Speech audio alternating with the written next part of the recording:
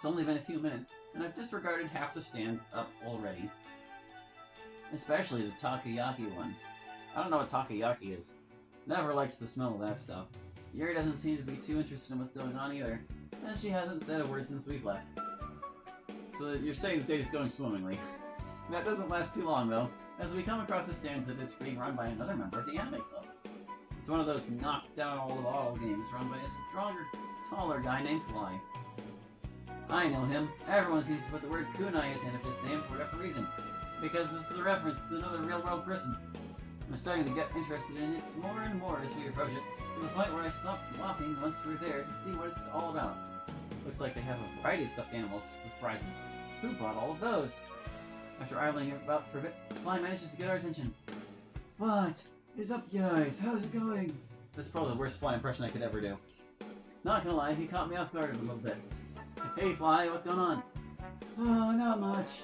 The festival's about to be over soon, so I got time for one more round if you'd like before I got to pack up shop.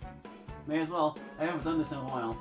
Looking over to Yuri to see what she thinks of her shows a rather blank expression from her, as if she's observing everything. I bet she's looking at the stuffed animals as prizes. Yeah, sure, why not? Okay, that'll be $5. Jesus Christ, isn't that a bit much? Eh, when will I ever get to do this again? Pulling out the money and handing it to him, he then gives me 2 tennis balls, to which I give one to Yuri. That seems to snap her out of whatever trance she was in, as she gingerly takes one from me. Oh, okay. About 2 meters away from me are 15 aluminum cans, shaped at an upwards angle. Triangle, in fact. How funny would it be if they had used glass instead of aluminum? Imagine having to clean up after that, and then finding more bottles to replace the broken ones. That would be a nightmare. This shouldn't be too bad, though. Just aim towards the bottom and that'll knock most of them out, right? Keeping that in mind and figuring out the best spot to throw, I give it all I've got and... Hey, not bad. Only 2 left on the left side. You know, don't they usually use, like, harder balls for this kind of thing? I feel like a tennis ball would kind of just... Well, Yeah, dude, the physics has something to say about this. The tennis ball would probably do the job depending on how light the things were. And they said they were made of aluminum, so... tennis would probably work. Stepping to the side so that Yuri can take her turn, she seems to take the same steps as I do. Except she still has a little more determination on her face. She must really want a prize that bad. She throws and... actually manages to get the last 2 down. Her face shows unadulterated surprise, which then turns into a big smile. Man, I'll never get tired of hearing that. Probably because you only heard it like 3 or 4 times today, I bet. Alright, what looks good? In a somewhat animated fashion, she points to one of the animals. Rambi, please. All 3 of us stay silent as Fly stares blankly at her. I, on the other hand, am tempted to facepalm. What? Fly, she means the rhino toy. As we're handed our beloved prize, Yuri grabs a hold of her new rhino friend and holds him close to her chest. This makes me smile a bit, as it reminds me of yesterday. We did it, Allie. Heh, I guess we did. Allie has a new friend now. Yuri looks away with her lovable, blushing smile. I suppose so. I'm getting kinda hungry, though. Wanna go get something to eat? It looks like she's calmed down a bit now. Sure, I don't mind. She approaches me and wraps her arm around mine, which makes me blush a bit, now feeling warm and happy despite the breeze outside. One of the nearby stands is students from the Cooking Baking Club trying their hand at making sushi. After eyeing it down and agreeing on it with Yuri, I get the salmon nigiri, and Yuri gets the kind with shrimp and cream cheese inside. After paying for everything, we find a seat at a nearby bench and enjoy ourselves. Yuri was even kind enough to bring out her chopsticks from her bag for the both of us. I never liked the sticky feeling from rice on my fingers. After enjoying ourselves for a bit, I can't help but notice that Yuri has some extra stuff along with sushi. Something green and something pink. I know what wasabi is, and I don't like it one bit, but I don't know what the pink stuff is. Better ask her about it. Hey Yuri, what's that supposed to be? She looks down and picks up the weird pink plant-looking thing from her tray with her chopsticks. It's ginger. Have you ever had it before? Nope. Can't say that I have. Can I try it? Sure. It's amazing how we're able to hand each other stuff using just chopsticks. It feels nice. Once I grab a hold of it, I begin placing it in my mouth. Wait, Holly, I forgot to mention. After biting down for a bit, the texture feels nice and crisp, but that's when the burning infiltrates my mouth and travels up my nose. I was gonna say, isn't that really spicy? I can't move at all due to its intensity, but it's not enough to make me tear up. It's okay, it's okay, it's okay. Just wait a bit, it'll go away. Once it dies down a bit, I close my eyes and force myself to swallow, and subsequently take a deep breath. Whew, that was intense. I'm sorry, Holly. I forgot to mention that you shouldn't eat that by itself. I kind of figured that. Here. I raise an eyebrow at her out of curiosity. When she grabs a considerably smaller piece and brings it over my way, I can't help but feel reluctant to try it again. But at the same time, I should probably take her word for it. Grabbing a hold with my chopsticks, I place it on one of my sushi and try again. Much to my surprise, this is significantly better. The vastly different textures of the ginger and the salmon surprisingly go well together, and the citrus-like taste of ginger makes everything heavenly. I can't help but close my eyes and dreamily smile this time. I think I can hear Yuri giggling to herself, but I could care less. It would be couldn't care less, wouldn't it? That's how that's supposed to go, yeah. Could care less is the phrase that means, like, you still care a little, but not at all. it's weird. Well, look how cute, sharing food with each other. That's how you get germs, you know. Wait, what? Hi, everyone. Natsuki, don't say that. Sharing is caring. Being broken out of my trance shows Sayori, Natsuki, and Goruto in front of us. Both the girls are holding giant bags of cotton candy. Maybe I shouldn't be too surprised that Sayori's is half gone already. What's going on, guys? We're all done walking around. Now we're gonna find a good spot to watch the fireworks tonight. A bolt of realization strikes me. Oh yeah, I almost forgot that was a thing. I immediately look over to Yuri, who's just finished her last sushi. You want to watch them tonight? The expression on her face looks like fireworks are a foreign concept to her. After what I'm guessing is a light bulb going off in her head, she returns back to normal. I would love to. What time do they start tonight? When it becomes dark out, so I'm guessing in 30 minutes or so. Excellent. Stuffing her empty sushi tray in her bag, she gets up from her spot on the bench, which causes speed to out of instinct. Let's go, Hallie. I know the perfect spot for this. Natsuki and Sayori look just as dumbfounded as I do. What could she have in mind? Okay. It doesn't take long after her approaching me and walking away for Natsuki to open her mouth. Hey! Shouldn't you two stay here for that? Yuri stops in her tracks and turns around to face her. And shouldn't you be filling out the rest of your divorce papers? Everyone stays silent with mouths agape. I didn't expect that to come out of her mouth. Damn, girl, she got you real good. Natsuki angrily takes her hand and grabs both of Goruto's lips to shut him up. Zip it! Let's just leave these two alone. With that, she drags him to wherever the three of them are headed to. Not even Sayori waves back to us. She just walks away with them. What even happened just now? Let's get going, Hallie. I don't really understand that exchange. Yuri quickly walks away, and all I can do is catch up with her. It's only been a few minutes, but the walk to wherever we're going has been silent.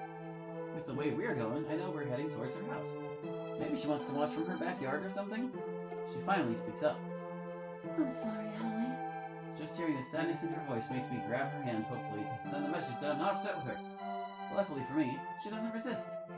What's the matter? Let alone, why is she saying that to me? Just... maybe I shouldn't have said that to Natsuki. Oh, that. Even with my support, she still looks down to the ground while we walk. It's just... everything was going so well. For once, I was able to enjoy the festival, and it felt like she was trying to ruin this for me, when she really wasn't. Hey, we all say things we don't mean sometimes. Please try not to worry about it. But I made everyone feel bad. I should have kept my mouth shut. I tighten my grip on her in an attempt of comfort. Look, I'm not going to judge you over something like this. She really shouldn't be getting into people's business like that anyways. It helps. She kind of annoyed me too. She doesn't respond to that. I'm pretty sure she's lost in thought right now. I just hope this doesn't come back to haunt me. I'm certain it won't. I mean, look at what happened after my second day in the club. What happened with you and her wasn't brought up at all the next day. I'm sure it'll be okay. I say that, but I just now remember that I did end up talking with Natsuki about it the next day. What Yuri doesn't know won't hurt her, in this case at least. I suppose you're right. Thank you for not judging me over this. It's no problem. Besides, I know the feeling of saying stuff that makes you feel out of place, and you just hate to have it happen every time, so you're not alone. I can feel our tenseness easing up slowly, mainly mine. At least someone else understands. We walk for a few more minutes in a much more comfortable silence between us. It's almost completely dark outside now, and the sounds of the school grounds are now non-existent. After said minutes pass, we end up walking right past her house. Once I realize what's going on by checking out my surroundings, her face shows a rather relaxed look, as if she has everything all planned out or something. With my curiosity increasing, I tug at her hand lightly to get her attention. Oh, by the way, I never asked. Where exactly are we heading? You'll see. You mean we're not going to watch from your house? No. I have something better in mind. Full of surprises, I see. I like it. I can't stop excitement from slowly building up in me by trying to figure out where we're heading. 10 minutes later.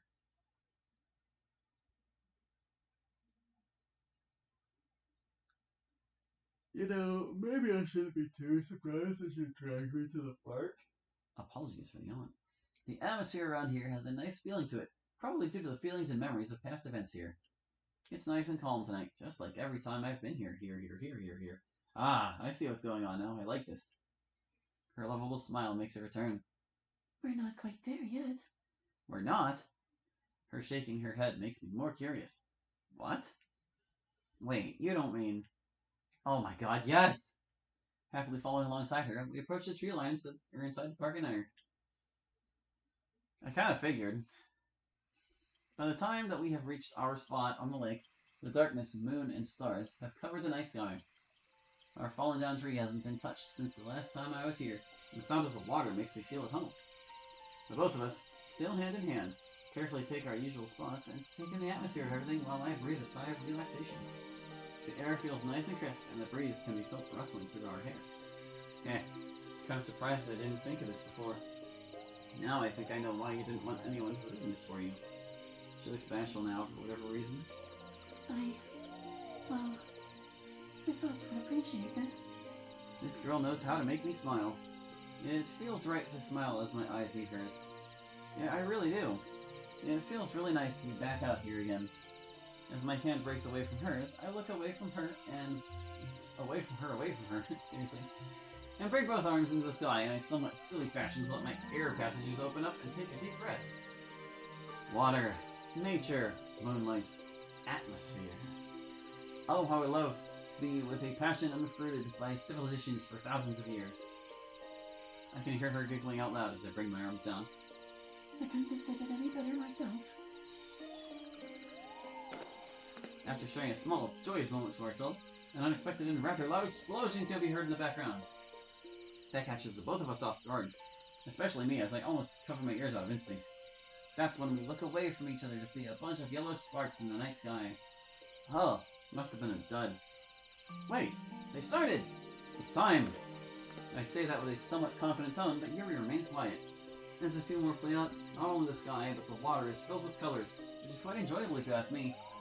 It's a miracle that we can even see them from where we are. There's a familiar echo and fizzle sound to them once the colors from one disappears that adds to what's going on. Fireworks are one of those things that were super entertaining when I was little, but as I grew older, the appeal of them became less and less. Yeah, I hear you on that, man. I hope that's normal. It pretty much is. Looking over to Yuri, on the other hand, shows that she looks pretty enthralled by them, with her mouth ajar, just like earlier today when I asked her if she wants to see them. I think I can catch a glimpse of the colors shining in her eyes. This isn't quite something I would expect from her age, but I probably shouldn't judge.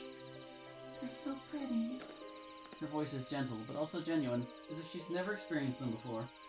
In all reality, she's not wrong. Becoming nervous at what I just thought of, I make sure to not look away from her. Is it just like a certain someone I know? She may be smiling warmly as a flash of green fills the sky, but I can't tell if it's because of me or the fireworks. Still feeling nervous about everything that's going on, maybe I should speak up a little more and mention something about them. Did you know that fireworks used to scare me? Turning around to face me, she looks curious. Oh, how come? Well, mainly when I was really little. From what my mom and dad told me, they were too loud for me and made me very upset. They said the same thing with fire trucks that would often drive by and the fire drill alarms at school. I guess I was able to handle stuff like that better and better as I grew older. I see. That was never really an issue for me growing up. Her expression turns to one that conveys disappointment? However, this is my first time getting to enjoy them in person. Wait, for real? How come? She then looks down to the ground of what I'm guessing is guilt or embarrassment or something. Well, you may think this is strange as well, but I don't know why my parents never took me to see them as a kid. It made me quite sad, as when they appeared in any of the books I've read, I put upon feelings of inadequateness, as I was never able to imagine them properly. It would actually be inadequacy, but it's okay. But what about on TV or in movies? She takes a moment to breathe in and out. That alone never did it justice. The sound you hear on the TV is almost like an echo, as Monica once put it. It's nothing like right now. Lifting her head up to the sky as more explosions happen in the background, I do the same and turn away to get an idea of what she's talking about. The distinct sounds that fireworks give off, hearing it in person, I never really stopped to consider how artificial everything from the TV sounds. As a flash of orange shows up in the sky, a blinding sparkle gets caught in my peripheral vision. Instinctively turning my head to Yuri, a flash of yellow shines vibrantly on her purple hair clip, and a sudden flash of white in the night sky reveals seemingly no imperfections on her face. That's rather unfortunate. I'm sorry to hear. Her tone of voice becomes a little more serious. Hallie, don't be sorry. Not for 1 second. In a somewhat animated fashion, I raise an eyebrow to her as a flash of blue covers the land. Huh? In all the years of high school I've been in, I haven't once decided to stay for the festival, with last year being an exception. What was the point if I didn't have any friends to share it with? The experiences would have felt all for naught had I been all by myself. That makes sense, but why shouldn't I feel bad? As she slowly directs her vision towards me instead of the fireworks, a small smile shows up on her face. Small smile. Because you made today special for me, even if I was being difficult or needy. I think I've just about drowned out the colors, the sounds, the everything of what's going on around us. I carefully scoot closer to her until our arms and shoulders are touching, which I don't think she was expecting, but doesn't resist nonetheless, and blush while looking at her. Thank you, too, for making today special. Smiles warmly at me, but I can't tell if she's blushing back due to the array of colors going on around us. There's a nice feeling with being this close to her, but it's making me nervous at the same time. Seeing her wonderful smile when I'm this close to her becomes etched into my mind. It makes my heart beat a little bit faster, and focusing on talking and breathing becomes a little more difficult. Hey, I'm really happy we were able to spend the festival together. I am too. You want to know what makes me even happier? She looks over to me with curiosity and a hint of excitement plastered all over her face. Oh, do tell. Just, well, that we go to the same school, the same club together, hang out together, have interesting conversations with each other. Just everything, I guess. Looking into her eyes shows that she's the one with starscapes in them now. Closing her eyes, she wraps her arm around mine and rests her head on my head. I can't help but wrap my free arm around her shoulder and carefully rest my head on hers. This is better than any tingly feeling I've felt when we were at the club. By looking over slightly, I can get an up-close look at her genuine smile, which is absolutely beautiful.